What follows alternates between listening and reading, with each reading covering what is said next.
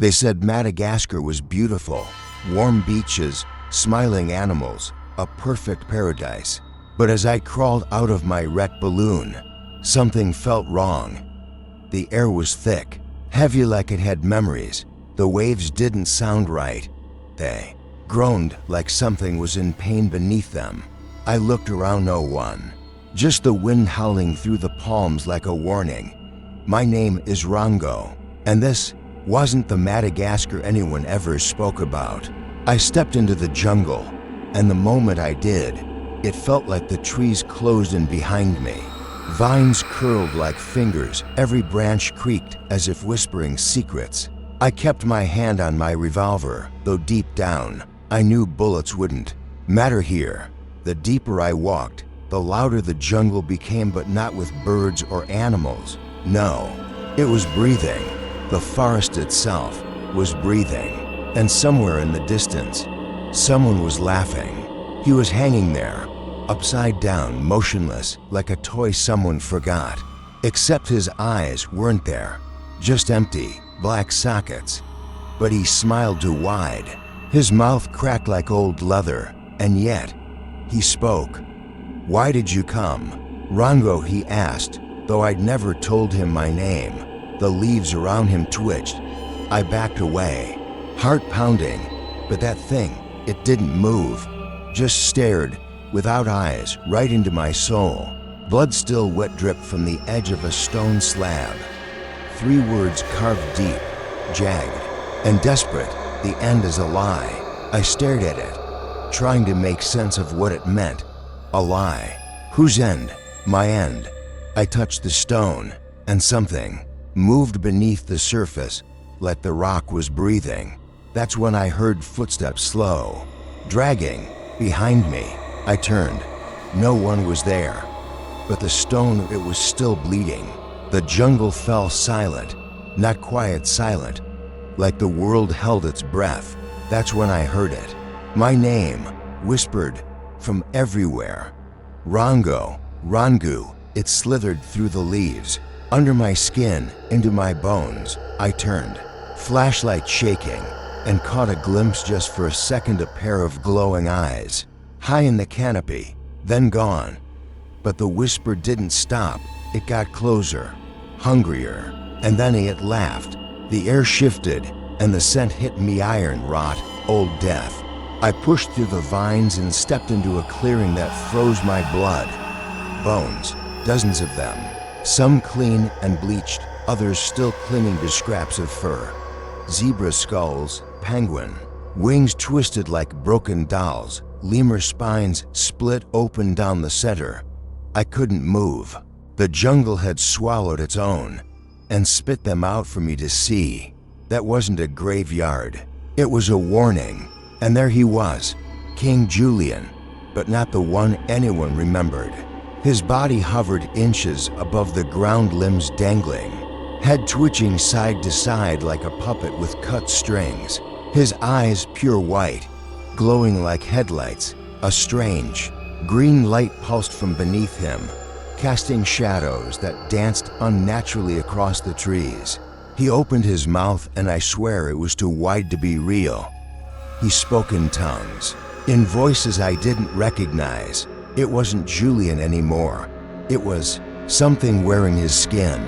The roar came first, not like a lion but like thunder being torn apart.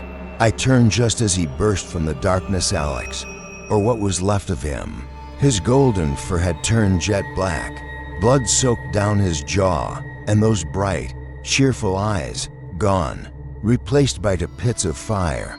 His claws scraped against the ground as he lunged, and I only just rolled out of the way.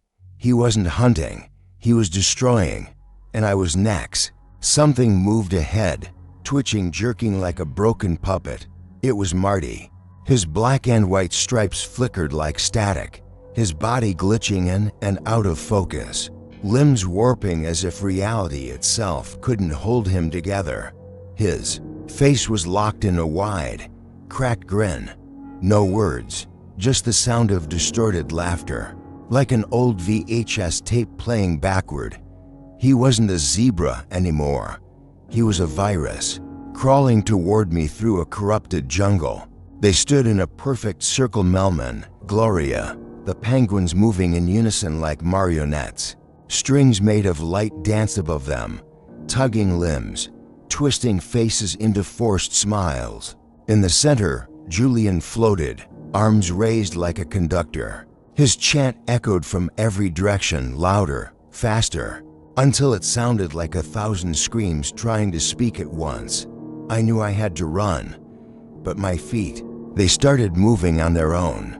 The river was quiet, too quiet. Then came the ripples, first one, then dozens. From the black water, they emerged penguins, but not like before. Their feathers were falling off, eyes sewn shut, bodies jerking with every step. They didn't waddle anymore. They stalked, silent, soulless. I froze behind the reeds as they crawled up the muddy bank like corpses remembering how to move. And I swear, one of them turned its head without moving its neck, straight toward me. It was beautiful, still, not a ripple, but something about the lake felt wrong.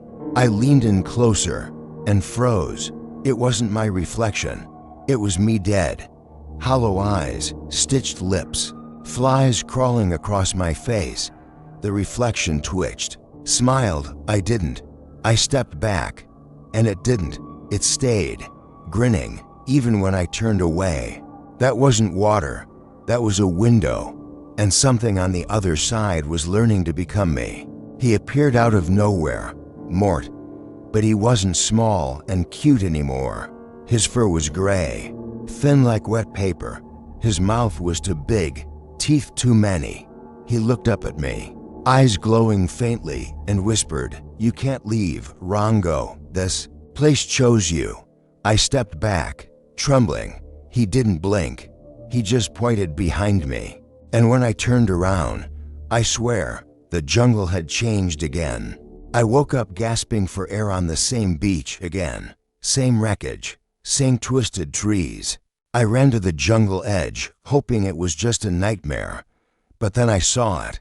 My footprints, already there in the sand. I'd done this before, over and over. The sky flickered like static. And somewhere deep in the forest, that damn whisper started again. I wasn't trapped on an island. I was trapped in a memory, a broken one. It tore open the sky like paper, a swirling purple hole above the canopy, and inside it, I saw something impossible. The final scene of Madagascar, the happy ending, Alex dancing, Julien grinning, the crowd cheering. But it was all wrong. Faces were melting, movement stuttered, laughter played backward. I should have run, but it pulled me, like gravity, like fate.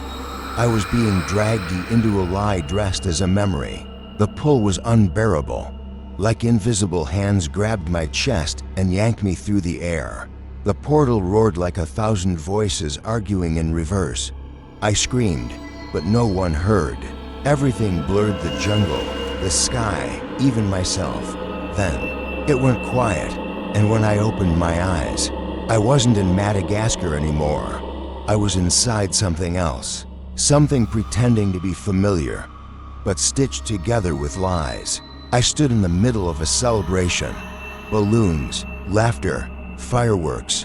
It looked like the final scene from Madagascar, but everyone's faces were frozen, smiling too wide. Teeth like glass, they clapped in perfect rhythm. Their eyes didn't blink. Alex turned toward me, smile locked, and said, "Wasn't it a great show?"